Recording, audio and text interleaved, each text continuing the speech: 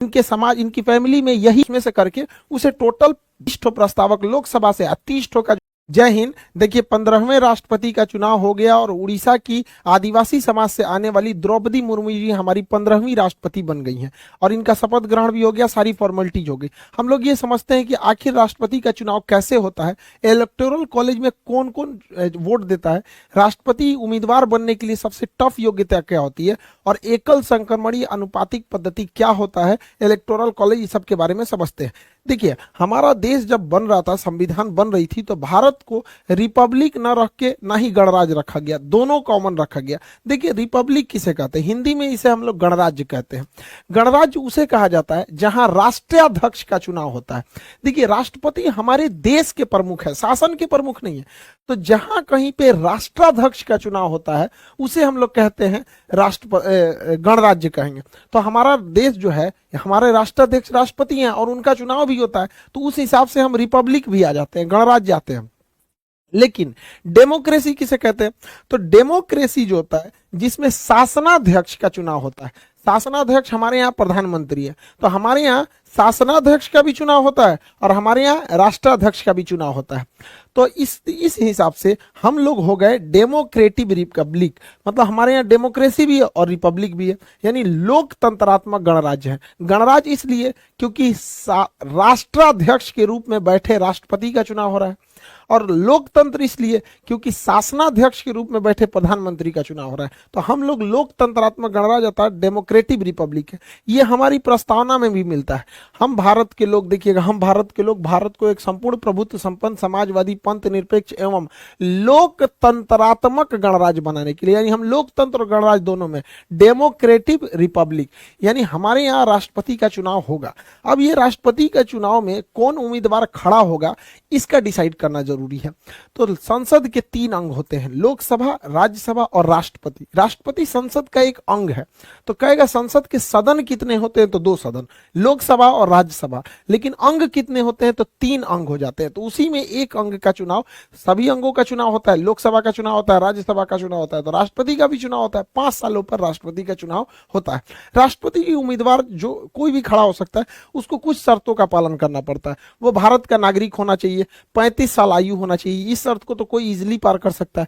पागल नहीं होना चाहिए, दिवालिया भी नहीं होना चाहिए। दिवालिया उसे कहते हैं कि जो इतना कर्जा ले लिया है और अपने इनकम से ज्यादा कर्जा ले चुका है, चुका ही नहीं पा रहा है, जैसे विजय माल्या, नीरव मोदी, मेहुल चौकसी, ये लोग दिवालिया हो चुके हैं। ऐसे लोग राष्ट्रपति के चुनाव नहीं लड़ सकते, क्योंकि अगर ये जीत गए ना तो सबसे पहले अपना कर्जा उतारेंगे देश के पैसा से। तो दिवालिया नहीं होना चाहिए, लाभ के पद पर नहीं होना चाहिए। सरकारी नौकरी जो होता है ना, वो लाभ का पद होता है। जैसे आप देखेंगे कोई राज्यपाल है, वो लाभ का पद नहीं है, नेता लाभ का पद नहीं है, मंत्री लाभ का पद नहीं। संविधान के हिसाब से ये जनता के सेवक है। सरकारी नौकरी में रहेंगे ना तो लाभ का पद हो जाएगा, तो लाभ के पद पर नहीं होना चाहिए। तो ये सब नॉर्मल योग्यताएं हैं, ये किसी के पास हो जाती है। सबसे टफ जो योग्यता होती है वो 50 प्रस्तावक होने चाहिए और 50 अनुमोदक होने चाहिए। प्रस्तावक और अनुमोदक मतलब होना चाहिए कि जो व्यक्ति खड़ा होना चाह रहा है कि हाँ हम राष्ट्रपति के चुनाव में लड़ना चाहते हैं, जैसे इस बार यशवंत सिन्हा जी थे और द्रौपदी मुर्मू जी थे, तो उनके लिए संसद के किसी भी सदन से, चाहे वो लोकसभा हो चाहे वो राज्यसभा हो, 50 ऐसे लोगों की जरूरत है जो इनका प्रस्ताव आगे ले जाएं कि हम चाहते हैं कि यह व्यक्ति चुनाव में खड़ा हो। डायरेक्ट वो नहीं जानना चाहेगा कि हम चाहते हैं चुनाव लड़े। 50 प्रस्तावक होना चाहिए, हो सकता है कि 20, तो उस 50 के समर्थन में अलग से 50 अनुमोदक होना चाहिए कि हाँ यह व्यक्ति के साथ हम खड़े हैं, यह जिसे चाहता है कि नहीं ये भी व्यक्ति चुनाव लड़े, हम फेवर में हैं। तो यानी ओवरऑल आपका 100 सांसदों से अच्छा संबंध होना चाहिए, तब ना आपका 50 ठो प्रस्तावक आएगा और इसके अलावे अन्य 50 ठो अनुमोदक होंगे। वो आप कहीं से ला सकते हैं, चाहे वो लोकसभा से ला सकते हैं या राज्यसभा से लाते हैं, कोई जरूरी नहीं है कि 50 यहीं से। हो सकता है आपका 50 लोकसभा से प्रस्तावक हो जाए, 50 राज्यसभा से अनुमोदक हो जाए। यानी नाम का प्रस्ताव दे 50 और उस नाम में सहमति यानी अनुमोदन दे 50। ये इतना टफ हो जाता है कि यहीं पर एक कॉमन आदमी चुनाव नहीं लड़ पाता है, क्योंकि 100 सांसद आपके नाम का प्रस्ताव देंगे, इसका मतलब आप बहुत बड़े पॉलिटिशियन होने चाहिए। और दोनों लोग बहुत बड़े पॉलिटिशियन हैं भी, इनका मतलब ये जमीन से एकदम जुड़ी हुई आदिवासी समाज से राज्यपाल रही थी, और ये तो अटल बिहारी वाजपेयी के समय पर तो मंत्री भी रहते हैं यशवंत सिन्हा जी। तो दोनों लोग का नो डाउट बैकग्राउंड तो पॉलिटिकल ही रहा है। अब इनको वोट कौन कौन देगा, यहां से ये डिसाइड डिसाइड करते हैं। इलेक्टोरल कॉलेज, हम लोग राष्ट्रपति के चुनाव में वोट नहीं डाल सकते क्योंकि राष्ट्रपति का चुनाव इनडायरेक्टली होता है, अप्रत्यक्ष रूप से, यानी हमारे द्वारा चुने गए लोग ही वोट डालते हैं। तो पहले हम ये समझ जाते हैं कि राज्यों से कौन कौन वोट डालेगा, फिर केंद्र में चलेंगे। देखिए, राज्य के लिए कानून बनाने की जिम्मेदारी विधानमंडल का होता है, और विधानमंडल जो होता है हर एक राज्य में होता है। विधानमंडल हमारे यहाँ 28 राज्य जो है, अभी 28 राज्य। तो देखिए 28 राज्यों में विधानसभा है, तो विधानमंडल के दो भाग होते हैं, एक होता है विधानसभा, एक होता है विधान परिषद। तो दो अंग हो गए, जिस तरह से संसद के दो अंग लोकसभा राज्यसभा, उसी तरह राज्यों में हर राज्य में विधानसभा के दो अंग, एक विधानसभा एक विधान परिषद। लेकिन विधान परिषद हर एक राज्य में नहीं है, पहले 7 राज्य में था, जम्मू कश्मीर तो टूट गया तो वहां का हटाई दी गया। टोटल 6 राज्यों में ही अभी विधान परिषद है। 6 राज्य, यूपी, बिहार, महाराष्ट्र, कर्नाटक, आंध्र प्रदेश, तेलंगाना। तो वो 6 राज्यों में विधान परिषद है, बाकी राज्यों में केवल और केवल विधानसभा होती है। तो राष्ट्रपति के चुनाव में कहा गया है कि विधान परिषद भाग नहीं लेगी। इसलिए कहा गया है कि विधान परिषद के लोग भाग नहीं लेंगे क्योंकि ये विधान परिषद हर एक राज्यों में नहीं है। जब विधान परिषद हर एक राज्य में बना दिया जाएगा, जैसे बंगाल में बना दिया जाएगा, पंजाब में, राजस्थान में, मतलब 2800 राज्य में जिस दिन ये बना दिया जाएगा, उस दिन ये इसको भी चुनाव में लड़ने का, राष्ट्रपति के चुनाव में वोट डालने का अधिकार दे दिया जाएगा। अब कौन डालता है विधानसभा में, विधानमंडल में? तो विधानमंडल में केवल विधानसभा के सदस्य वोट डालते हैं, विधानसभा के। अब हर 2800 राज्यों में अलग अलग विधानसभा है, जैसे बिहार में 243 है, यूपी में 403 है। तो अलग अलग राज्यों में विधानसभा की जो सीटें हैं वो अलग अलग हैं। तो यहां पर राष्ट्रपति के चुनाव में वोट का वैल्यू नहीं, वोट रखता है। जैसे एक विधायक ने वोट 1 दिया तो वो 1 काउंट नहीं होगा, उसकी वैल्यू निकाली जाएगी, और ये वैल्यू कई हजार में भी जा सकते हैं।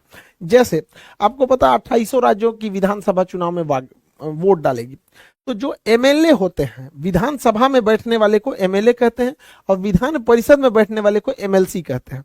तो एक एमएलए के वोट की जो वैल्यू होती है वो उस राज्य की जनसंख्या में भाग दे दिया जाता है, उस राज्य में टोटल कितने एमएलए की संख्या। जैसे बिहार की बात करेंगे तो 12 करोड़ जनसंख्या हो गई, अब बिहार में 243 विधायक यानी एमएलए हो गए। इनसे भाग देने के बाद फिर 1/1000 से कर देते हैं, तो वैल्यू निकलती है। इस फॉर्मूला को अगर आप ध्यान से देखेंगे तो आपको समझ में आएगा कि जिस राज्य की जनसंख्या ज्यादा है उस राज्य के एमएलए की वोट की वैल्यू ज्यादा रहेगी। जैसे उत्तर प्रदेश में यूपी की जनसंख्या सबसे ज्यादा 22 करोड़ है, तो यूपी की जनसंख्या में यूपी के जो एमएलए होंगे उनके वोट का वैल्यू सबसे ज्यादा होगा। सबसे ज्यादा होता है यूपी के, अब सॉल्व करना पड़ेगा।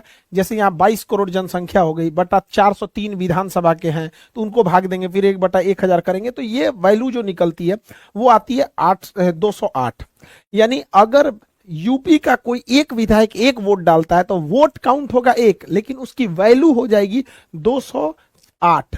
इस तरह से टोटल यूपी में 403 सीटें हैं, एक सीट की वैल्यू 208, तो 403 सीट की वैल्यू अकेले 83,824, यानी उत्तर प्रदेश से अकेले राष्ट्रपति को 83,824 वोट मिल जाता है, क्योंकि उत्तर प्रदेश की जनसंख्या ज्यादा है।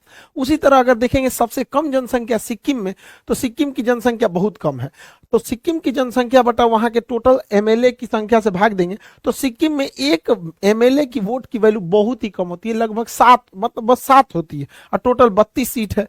तो वहां सिक्किम पूरा स्टेट से महज 224 वोट मिल पाते हैं। तो देखिए यूपी इसलिए इलेक्शन के हिसाब से बहुत आगे है, मतलब फेमस है, उसकी वैल्यू बहुत ज्यादा है। इस हिसाब से जैसे हम यहाँ 2 यूपी का बताया, सिक्किम का बताया, हर एक राज्य का जब निकालेंगे तो 2800 राज्य के टोटल जो विधायक हैं 2800 राज्य में, उसको मिलाएंगे तो 4033 टोटल एमएलए आएंगे, 4033। जैसे बिहार में 243, यूपी में 403, ऐसे टोटल मिलाएंगे 2800 राज्य की, तो टोटल एमएलए आते हैं 4033, और हर एमएलए की वोट अलग अलग होती है, जनसंख्या पे डिपेंड करती है। टोटल 4033 को जोड़ेंगे तो वोट आता है 5,43,231, यानी हर 28 राज्य का अगर एमएलए वोट दिया राष्ट्रपति को तो टोटल वोट गया कितना, 4033। लेकिन उन वोटों की जो वैल्यू होती है वो हो जाती है 5,43,231।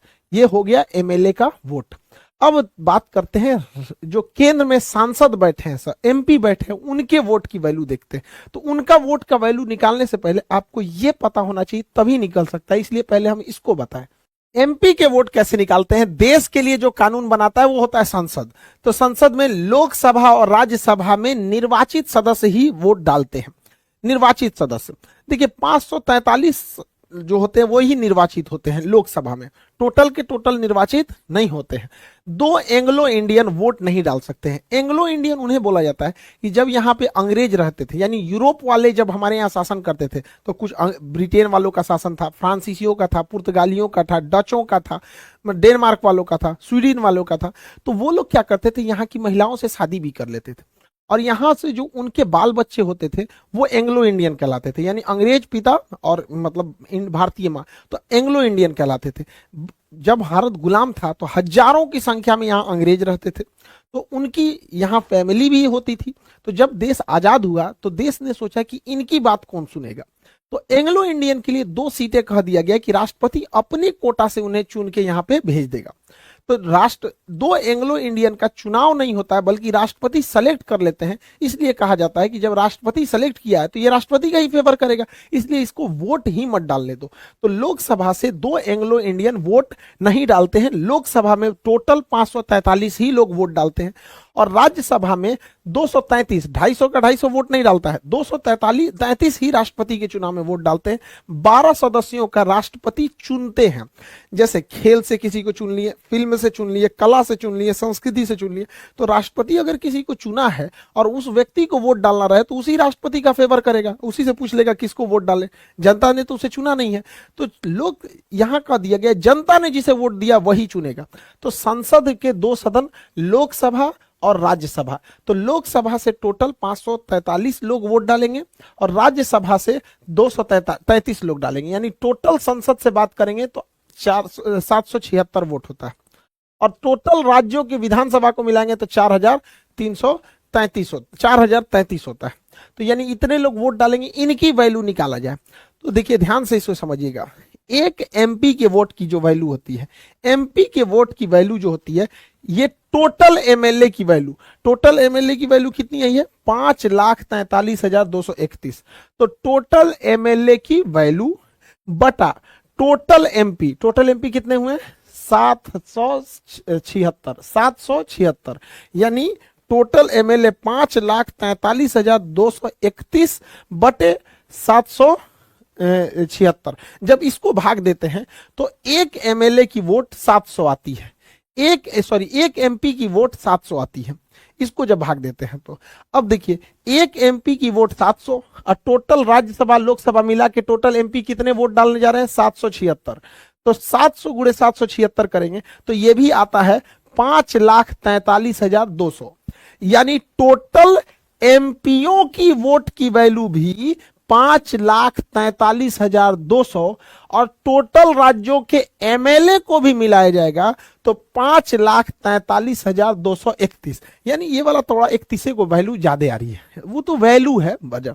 तो यानी आप समझ गए कि सांसदों की टोटल वैल्यू बराबर राज्य, हर एक राज्यों के एमएलए के वैल्यू को मिला देंगे तो बराबर आ रहा है।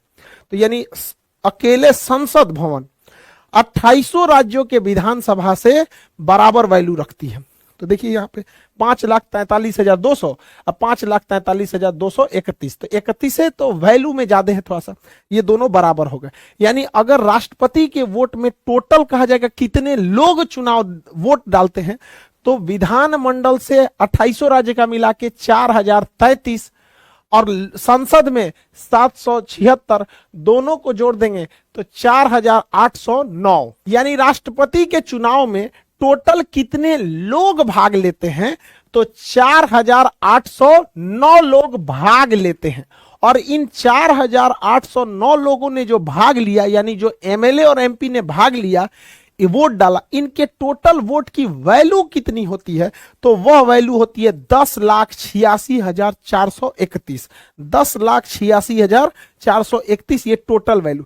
यानी राष्ट्रपति के चुनाव में अगर किसी का वोट बर्बाद ना हो, इन्ने उन्हें नहीं मारे, तो टोटल इतना ही वोट आता है। इसी को कहते हैं राष्ट्रपति का इलेक्टोरल कॉलेज।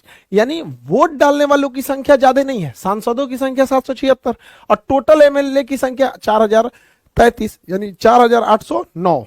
बट इन 4809 की टोटल वैल्यू जो हो गई वो 10,86,431 हो गई। अब आगे समझते हैं कि अब ये लोग अपना वोट डालते कैसे हैं, आनुपातिक पद्धति से कैसे डाला जाता है वोट। राष्ट्रपति के चुनाव अभी भी पर्ची पे होता है, ईवीएम मशीन पे पर्ची के सिस्टम से होता है, और यहां पर ए सिंगल वोट नहीं दिया जाता है। जैसे अगर किसी गांव में 3 गो मुखिया है, हम सोचेंगे इनको भी वोट दे दे, इनको भी वोट दे दे, इनको दे, तो किसी को वोट नहीं जाएगा, वोटे बोगस हो जाएगा। बट राष्ट्रपति के चुनाव में ऐसा नहीं होता है। राष्ट्रपति के चुनाव में प्रिफरेबल वोट दिया जाता है, समानुपातिक पद्धति होती है। समानुपातिक पद्धति, समानुपातिक मतलब हमें सबको वोट देना है, जो जो चुनाव में खड़ा है हमको सबको वोट देना है। लेकिन जिस वोट को हम लोग देते हैं वो तो सिंगल वोट होता है, सिंगल, एक बार दीजिए बस किसी एक को, प्रोपोर्शनल वैल्यू नहीं दे सकते। जैसे हमारा मन किया कि 3 आदमी यहां चुनाव में खड़ा है, एक आदमी का नाम है राष्ट्रपति के चुनाव में ए, दूसरे का नाम है बी, तीसरे का नाम है सी, मान के चलिए। अब हम लोग को जो वोट देना है, यानी जो एमपी और एमएलए को वोट देना, आपको पता है इलेक्टोरल कॉलेज में कौन कौन वोट दे। इलेक्टोरल कॉलेज मतलब यार इन्हीं को इलेक्टोरल कॉलेज कहते हैं। 4033 ये 776 ये, इन्हीं को मिला देते तो इन्हीं को इलेक्टोरल कॉलेज कहते हैं। तो इन्हीं लोग को वोट डालना है, तो ये लोग ना सीक्वेंस में देते हैं। सबसे अच्छा कौन लगा, तो सपोज कीजिए किसी को सबसे अच्छा लगा ये, और 2 नंबर पे कहा कि ना बी वाला हमको ठीक नहीं लगता, इसको हम पसंद नहीं करते, हम 2 नंबर पे इनको रखेंगे, और 3 नंबर पे हम कहेंगे मजबूरी है कि सबको वोट देना ही है, तो चल भैया तुमको हम सबसे लास्ट कर दिए। यानी हम अपनी वरीयता क्रम में राष्ट्रपति उम्मीदवार जितने भी खड़े हुए हैं, जैसे इस बार 2 ही खड़े हुए थे, तो सपोज कीजिए 3 खड़े होते, तो हमको जितने लोग खड़े हैं सबको उनके वरीयता क्रम में वोट डालते जाना है। तो हमको सबसे अच्छा लगा, सपोज करिए किसी एक को सबसे अच्छा ये लगा यहाँ पे, समझ आ रहा है कि नहीं आ रहा। अब अगला इंसान आया वोट डालने, अगला को लगा कि नहीं हमको ये पसंद नहीं है, हम इसको 2 नंबर पे डालेंगे, और हमको ये वाला ज्यादा पसंद है, ये वाला उम्मीदवार को हम 1 डालेंगे, आई तो हमको पसंद है नहीं, हम इनको 3 डाल दिए। तो यहाँ दूसरा आदमी ने ऐसे वोट डाल दिया, वो भी प्रेफरेंस में देगा अपनी वरीयता क्रम के हिसाब से। अब अगला आदमी आएगा वोट डालने, क्योंकि टोटल सांसद 776 हैं, टोटल विधायक 833 हैं, 4033 हैं, तो अब अगला आदमी आएगा वोट डालने, वो कहता है कि नहीं हम सबसे ज्यादा पसंद करते हैं ए को, और 2 नंबर पे पसंद करते हैं बी को, और 3 को तो हम एकदम लास्ट में देंगे। ये दे दिया यहाँ पर, ऐसे कर दिया यहाँ पर। फिर अगला इंसान आएगा वोट डालने, अगले इंसान को लगेगा कि नहीं हमको ये ठीक नहीं लग रहा, हम इसको एकदम यहाँ डाल देंगे, इसको हम 1 नंबर पे रखेंगे, इसको 2 नंबर पे हम वोट डालना चाहते हैं। इसी तरह करते करते नेक्स्ट आएगा तो वो इसको कर देगा कि भाई हम इसको 3 नंबर पे रखते हैं, इनको 2 नंबर पे रखते हैं, इसको 1 नंबर पे रखते हैं। अब इस तरह से करते करते हम 4809 का थोड़े ना करेंगे, हम यहाँ एग्जाम्पल में इतने लोगों से वोट डला दिए, 1 2 3 4 5 आदमी से वोट डला दिए। ऐसे ही कर करके टोटल वोट कितना जाता है, 776 और 4033 यानी 4809 वोट जाता है। तो हम पूरा यहाँ नहीं ना वोट डालते फिरेंगे यहाँ पर ताकि भर जाएगा, जगह भर जाएगा, हम बस इसे समझाए हैं। इस तरह से डाला जाता है वोट। अब हम देखते हैं कि किस तरह से प्रथम चरण की मतगणना और द्वितीय चरण की मतगणना होती है। ध्यान से समझिए, अब मतगणना कैसे होगी। जब मतगणना होगी यहाँ पर तो सबसे पहले प्रथम चरण की मतगणना होगी। प्रथम चरण की मतगणना, प्रथम चरण की मतगणना में क्या होता है कि हम लोग ये देखते हैं कि 1 नंबर पर सबसे ज्यादा किसे पसंद किया गया है, यानी पहली वरीयता सबसे ज्यादा किसे पसंद किया गया। तो 1 नंबर पर आप गिन के बताइए। हम तो यहाँ बस एग्जांपल के तौर पे 5 वोट लिए हैं, वैसे तो सबने वोट डाला रहा था। 1 नंबर पे कितने लोगों ने सेलेक्ट किया है, ध्यान से देखिए। 1 नंबर पर ए को 1 2 यानी 2 लोगों ने इसे पहली प्राथमिकता दी है, और इनको देखिए 1 और 2, इसको भी 1 नंबर पर 2 लोगों ने प्राथमिकता दे दी है, और इनको केवल 1 ही ने दिया है। अब बताइए कौन जीतेगा। देखिए सबसे ए को पहली वरीयता 1 और 1 2 लोगों ने वरीयता दिया था, और बी को भी दो लोगों ने पहली वरीयता दे दिया था, और इनको तो पहली वरीयता एक ही आदमी दिया था, तो ये दोनों तो बराबर हो गए, ये तो एकदम क्या हो गए, खत्म हो गए। तो इनमें क्या होता है कि इनके वोट को इन दोनों में ट्रांसफर कर दिया जाता है, कहा जाता है कि तुम जाओ, अब हारिए गए हो तो घरे चल जाओ, तुम्हारे वोटों का कोई वैल्यू नहीं है। तो इसे कहते हैं सिंगल ट्रांसफरेबल, एकल संक्रमणीय। तो ये हो गया एकल संक्रमणीय गिनने का तरीका। और अनुपातिक पद्धति मतलब हो गया हम सबको उनके अनुपात में वोट डालेंगे। तो राष्ट्रपति का चुनाव एकल संक्रमणीय, यानी जो कम वोट पाया है उसका वोट बाकियों को दे दिया जाता है कि भाई तुम जाइए रहो तो हमेशा के लिए जाओ, और तुम जीत रहे हो तो अच्छा से जीतो। और अनुपातिक पद्धति का मतलब होता है कि अनुपात में वोट डालना है। समझ में आ गया कि नहीं? अब ये बताइए, पहली चरण की मतगणना में तो कोई जीता ही नहीं, दोनों बराबर हो गए। अब बताइए ए जीतेगा कि बी? तब यहां होता है द्वितीय चरण की मतगणना। द्वितीय चरण की जब मतगणना होगी तो हम लोग अब देखेंगे कि द्वितीय वरीयता किसको ज्यादा मिला है, क्योंकि प्रथम वरीयता में तो दोनों को बराबर बराबर मिला, द्वितीय वरीयता किसको ज्यादा मिला है। तो 2 नंबर पर इनको एक आदमी ने पसंद किया, 2 नंबर पर एक आदमी ने यहां पर पसंद किया है, तो यहां लिखेंगे एक। और कोई इनको 2 नंबर पर रखा है? नहीं, ये तो खत्म ही हो गए। इनको 2 नंबर पे कितने लोगों ने रखा है? 1 और 2, यानी इनको 2। इस हिसाब से विजेता हो गए 2 नंबर, यानी बी वाला व्यक्ति विजेता हो गया। और यह बी जो विजेता हुआ है वो प्रथम चरण में नहीं हुआ है, वह द्वितीय चरण में हुआ है।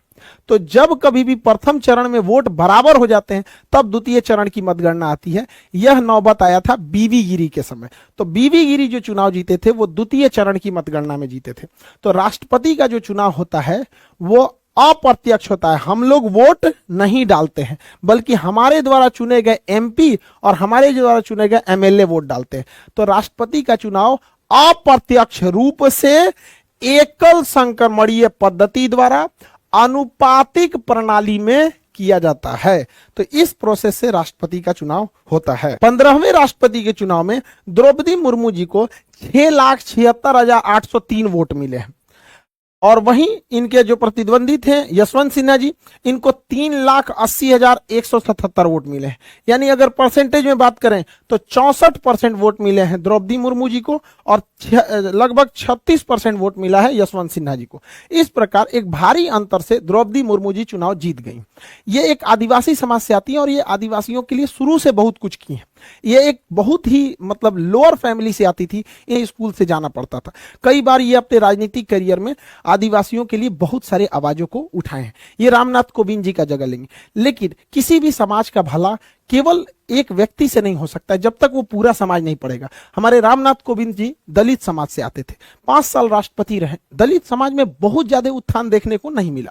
वैसे ही हमारे आदिवासी समाज से आती हैं द्रौपदी मुर्मू जी। तो ऐसा नहीं है कि बहुत ज्यादा परिवर्तन देखने को मिलेगा। जब तक कोई भी समाज खुद शिक्षित नहीं होगा तब तक कुछ नहीं हो सकता है। हर समाज को यह सोचना पड़ेगा कि किसी एक राष्ट्रपति, या हालांकि राष्ट्रपति के पास बहुत पावर नहीं होता है, वो संविधान से बंधा होता है। ये क्लास जब हम पॉलिटी का क्लास ले रहे थे तो कंप्लीट पढ़ा दिए हैं। राष्ट्रपति का टॉपिक तो हम लगभग 12 क्लास लगते हैं राष्ट्रपति का टॉपिक को कंप्लीट समझाते हुए, कि उसके क्षमादान शक्ति क्या है, राजनीतिक शक्तियां क्या है, कार्यपालिका शक्ति क्या है, विधायिका शक्ति, कानूनी शक्ति, सैन्य शक्तियां, ये सब क्या होती। लेकिन राष्ट्रपति जो भी है वो एक बंधा हुआ है मंत्रिमंडल से, कि राष्ट्रपति को जो काम डिसीजन लेना है वो मंत्रिमंडल के सलाह से ही लेगा। लेकिन हाँ ये है कि महिलाओं का सशक्तिकरण एक संकेत तो जाता है कि नहीं हम आपके साथ खड़े हैं, आप भी आगे बढ़िए। तो ये पूरे देश को सोचना चाहिए कि अगर आपको आगे बढ़ना है तो शिक्षा से आपको दूर नहीं जा सकते।